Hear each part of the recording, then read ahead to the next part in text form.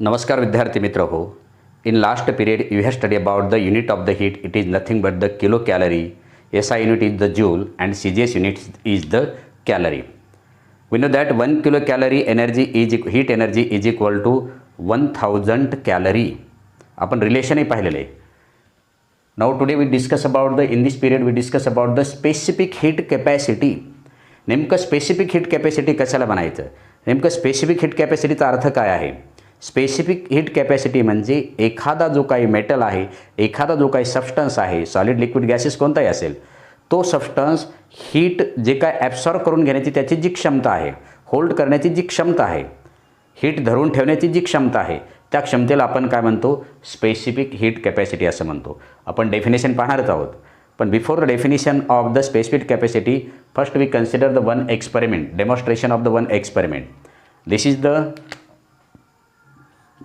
Thick ice box,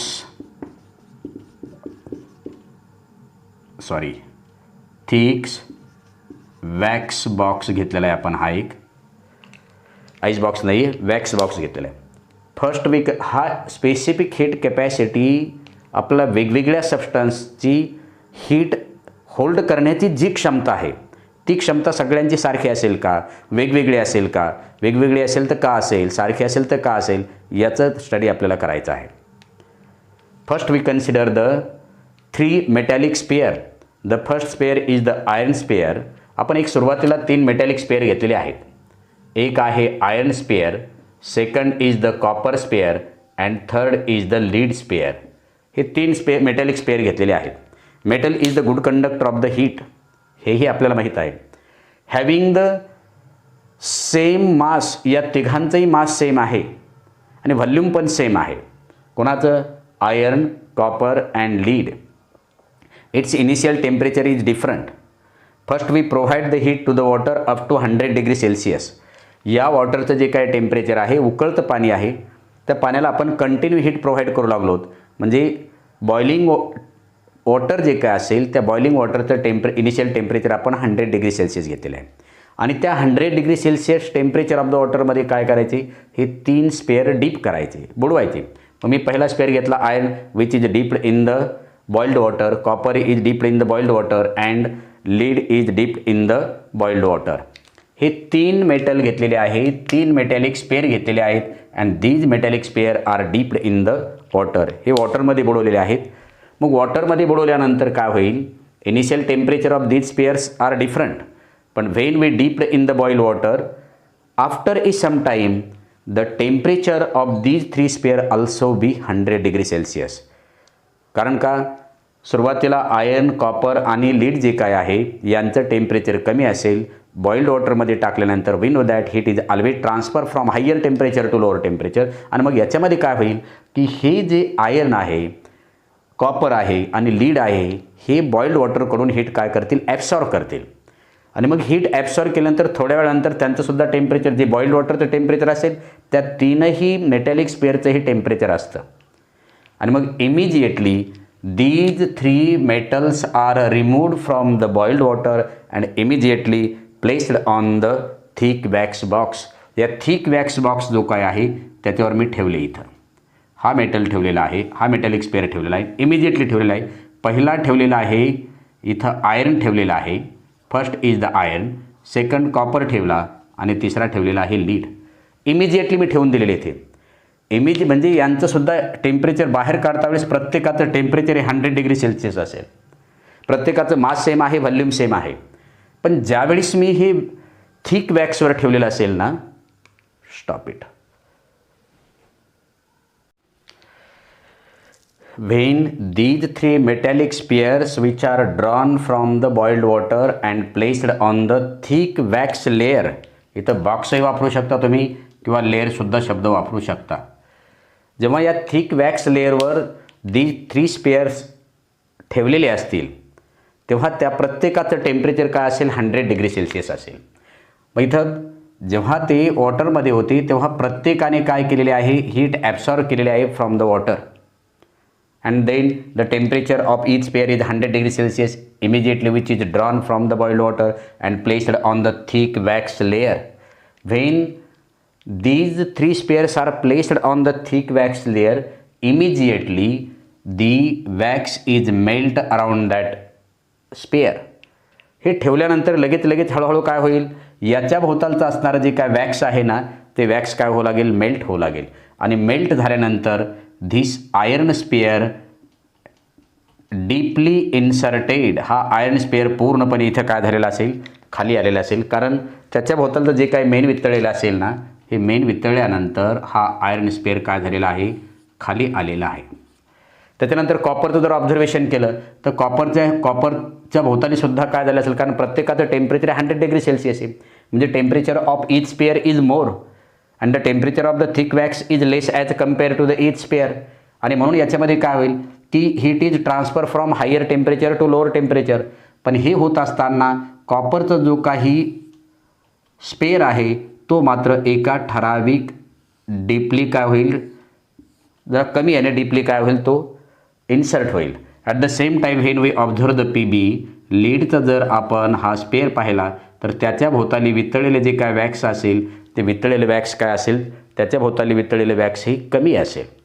जर आपण या तीनही स्पेअरचा जर विचार केला, ज्या पोझिशनला आपण ठेवले होते त्या पोझिशनपासून हे डीपली काय झालेले आहेत, इन्सर्ट झालेले आहेत. त्यापैकी डीपली इन्सर्ट झालेला जो काय मेटल असेल तो असेल आयर्न, त्याच्यापेक्षा कमी असेल कॉपर आणि सगळ्यात कमी असेल पी बी. मग असं होण्याचं कारण काय आहे, कारण इथं आपण काय केलेलं आहे की आयर्न, कॉपर आणि लीड जे काय आहे यांना आपण प्रोव्हाइड केलेली हीट सेम आहे किंवा त्यांचं टेम्परेचर जे ईच सबस्टन्स किंवा each spare absorb the heat from the boiled water it is nothing but the 100 degree Celsius. म्हणजे प्रत्येकाला हीट ॲब्सॉर्ब करण्याची संधी सेम आहे, मास सेम आहे, व्हॉल्यूम सेम आहे.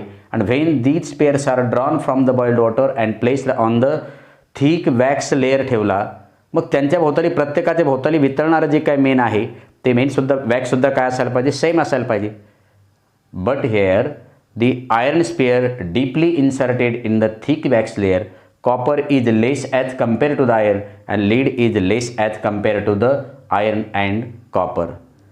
मग हीट या तिन्हींनी ॲब्सॉर्ब केलेली हीट तर सेम आहे, सेम डिग्री सेल्सिअसला आहे.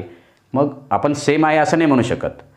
त्या टेम्परेचरला 100 डिग्री सेल्सिअसला आयर्न, कॉपर आणि लीड त्या प्रत्येकाचं टेम्परेचर सेम असताना, मास सेम असताना, व्हॉल्यूम सेम असताना प्रत्येकाच्या भोवताली जे मेल्ट झालेले वॅक्स आहे ते डिफरंट असण्याचं कारण काय आहे.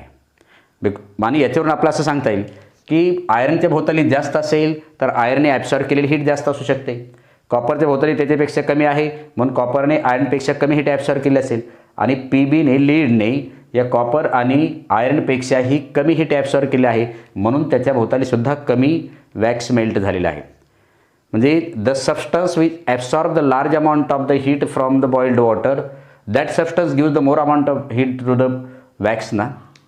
म्हणजे जो सबस्टन्स याच्यापैकी वॉटरकडून जास्त हीट ॲब्सॉर्ब करेल तोच सबस्टन्स या वॅक्सला जास्त हीट प्रोव्हाइड करू शकतो. म्हणजे with the help of this experiment you can say that iron provide the iron absorb the large amount of the heat at the same temperature. Iron absorb the large amount of the heat from the boiled water as compare to the copper and lead.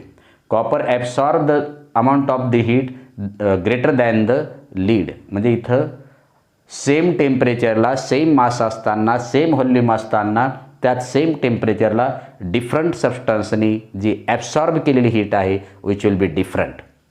म्हणजे इथं आयर्नने heat जास्त absorb केली कारण जो heat जास्त absorb करेल तोच heat जास्त प्रोव्हाइड करेल. मग आयर्नने जास्त हीट ॲब्सॉर्ब केली, प्रोव्हाइड आयर्नने जास्त केली आहे. कॉपरने हीट कमी ॲब्सॉर्ब केली म्हणून प्रोव्हाइडही कमी केली आणि सगळ्यात कमी ॲब्सॉर्ब हीट केलेली आहे लीडने आणि म्हणून त्यांनी हीटसुद्धा कमी दिलेली असेल. म्हणजे सेम टेम्परेचर असताना, सेम मास असताना, सेम व्हॉल्यूम असताना प्रत्येक सबस्टन्स ॲब्सॉर्ब होल्ड करण्याची जी क्षमता आहे, हीट ॲब्सॉर्ब करण्याची जी क्षमता आहे ती प्रत्येकाची वेगवेगळी असते. म्हणजे याच्यामध्ये आपल्याला डेफिनेशन सांगायची स्पेसिफिक हीट कॅपॅसिटीची. मग स्पेसिफिक कॅपॅसिटीची डेफिनेशन सांगताना काय सांगता येईल, the amount of heat required. मी इथं काय स्पेसिफिक फक्त टेम्परेचरचा 1 डिग्री सेल्सिअसने उल्लेख करणार आहे मी, की अमाऊंट ऑफ सबस्टन्स किती घेतलेला हे सांगितलं नाही, unit mass of the substance सांगितलेला, व्हेरी स्मॉल. मग amount of the heat required to raise the temperature of the unit mass of an object by 1 degree Celsius. आता फक्त आपण 1 डिग्री सेल्सिअससाठीच विचार करणार आहोत की या सबस्टन्सचं 1 डिग्री सेल्सिअसने टेम्परेचर वाढविण्यासाठी जी काही आपण हीट प्रोव्हाइड केलेली आहे त्या प्रोव्हाइड केलेल्या हीटलाच आपण स्पेसिफिक कॅपॅसिटी असं म्हणतो. म्हणजे कसं सांगता येईल, the amount of heat required to raise the temperature of unit mass of an object by 1 degree Celsius is known as specific heat capacity of that substance. म्हणजे काय सांगायचं आहे मला याच्यामध्ये की कोणताही सबस्टन्स मी युनिट मास घेतलेला आहे आणि त्याचं टेम्परेचर मला 1 डिग्री सेल्सिअसने वाढवायचे आहे. त्या 1 डिग्री सेल्सिअसने टेम्परेचर वाढवण्यासाठी जी काही हीट लागेल तेव्हा ती प्रोव्हाइड केलेली जी काही हीट आहे 1 डिग्री सेल्सिअस टेम्परेचर वाढविण्यासाठी, 1 डिग्री सेल्सिअसने टेम्परेचर वाढविण्यासाठी कोणत्याही सबस्टन्सचं जी amount of the heat provide केलेली असेल ना त्या amount of the heat provide केलेलाच काय म्हणतो आपण specific capacity. Specific heat capacity of the different substances are different. मग कोणकोणते सबस्टन्स, आयर्न आहे, कॉपर आहे आणि लीड आहे. मग यांच्यामध्ये जी स्पेसिफिक हीट कॅपॅसिटी या तिन्हीची वेगवेगळी असल्यामुळे तिन्हींनी ॲब्सॉर्ब केलेली जी काही हीट आहे ती हीट वेगवेगळी आहे. मी समजा असा विचार केला की आयर्न घेतलेला आहे, या आयर्नचं इनिशियल टेम्परेचर आहे 15 डिग्री सेल्सिअस किंवा 25 डिग्री सेल्सिअस. मला 1 डिग्री सेल्सिअसने याचं टेम्परेचर वाढायचं आहे, 26 करायचं आहे. मग या मी इथं मास मात्र कन्सिडर केले नाही, फक्त युनिट मास उल्लेख केलेला आहे. जसं 1 कॅलरी आणि 1 किलो कॅलरीच्या डेफिनेशनमध्ये 1 kilogram of mass of water आणि 1 ग्रॅम मास ऑफ वॉटर, इथं मी सबस्टन्सचा उल्लेख केलेला नाही. कोणताही सबस्टन्स तुम्ही यूज करू शकता. मग तो कोणताही सबस्टन्स जर यूज केला तर वॉटरच्या ऐवजी दुसराही कोणता घेऊ शकेल मी, आयर्न असेल, कोबाल्ट असेल, लीड असेल.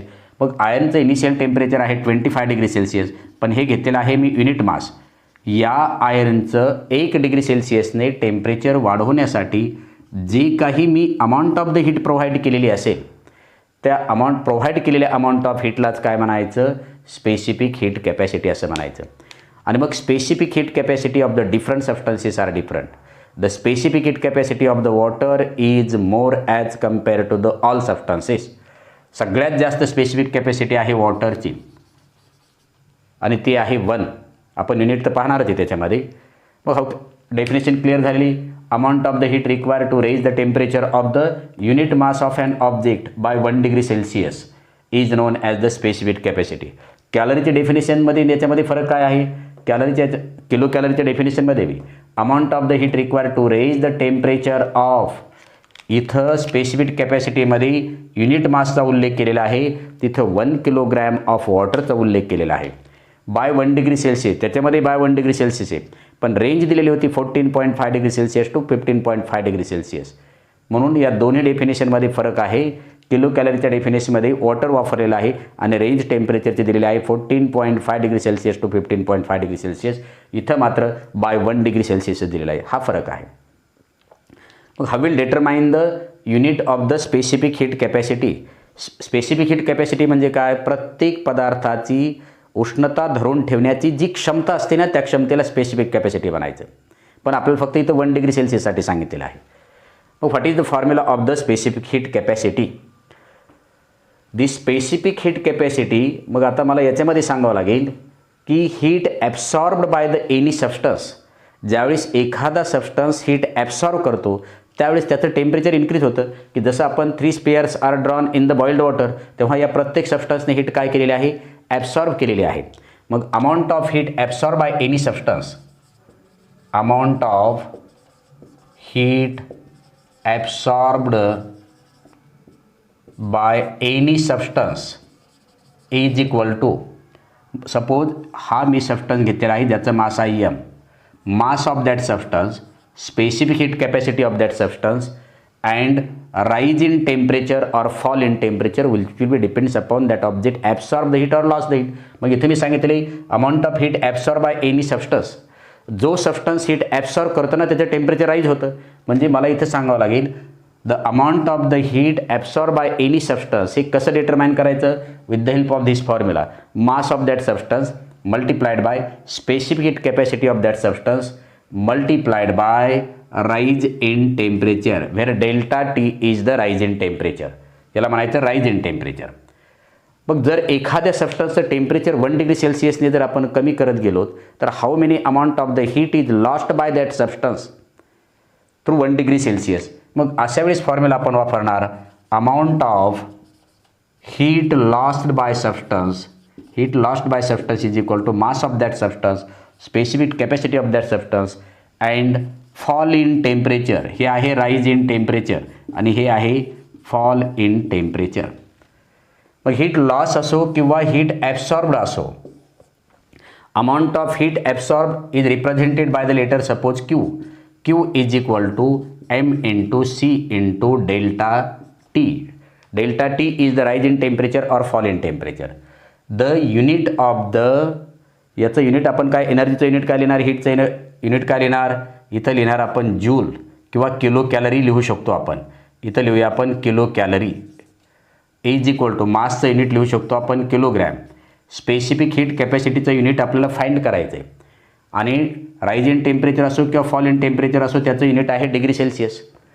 मग इथं kilo calorie per kilogram degree Celsius is the unit of specific heat capacity. म्हणजे स्पेसिफिक कॅपॅसिटीचं युनिट काय झालं याच्यामध्ये, किलो कॅलरी पर किलोग्रॅम डिग्री सेल्सिअस. हे झालं SI सिस्टीममध्ये किंवा MK सिस्टीममध्ये.